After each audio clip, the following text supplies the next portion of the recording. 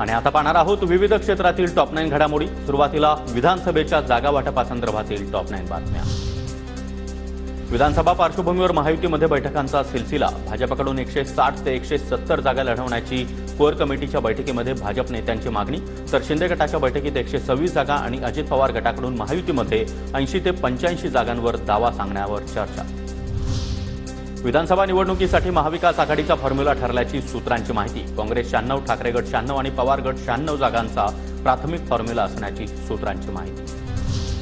मुख्यमंत्री एकनाथ शिंदे यांनी घेतली आमदारांची बैठक। बैठकीमध्ये महाराष्ट्रभरातून 100 निरीक्षकांची नियुक्ती, राज्यामध्ये विविध विकास कामं, पक्ष संघटना वाढवणं यासाठी निरीक्षकांवर जबाबदारी। अजितदादा महायुतीमध्ये राहतील ही अपेक्षा, मात्र राजकारणामध्ये काहीही होऊ शकतं। शिंदे गटाच्या संजय शिरसाट यांचं भुवया उंचावणारं वक्तव्य। लोकसभेप्रमाणे जिंकेल त्याला जागा हे महाविकास आघाडीचं सूत्र। महाविकास आघाडी विधानसभेमध्ये 280 जागा जिंकणार, खासदार संजय राऊतांचा दावा।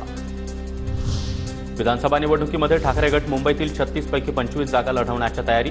लोकसभा निवडणुकीमध्ये मताधिक्य मिळालेल्या मतदारसंघाची ठाकरे गट मागणी करणार। पूर्व विदर्भामध्ये काँग्रेसची सर्वात जास्त ताकद, 99% जागा काँग्रेस लढवणार, काँग्रेसचे नेते अभिजित वंजारी यांचं वक्तव्य। राज्यामध्ये तिसरी आघाडी परिवर्तन आघाडी विधानसभेच्या 288 जागा लढवणार। राज्यातील शेतकरी चळवळीतले वामनराव चटाप, राजू शेट्टी, शंकर अण्णा धोंडगे यांच्या नेत्यांच्या संयुक्त बैठकीमध्ये निर्णय।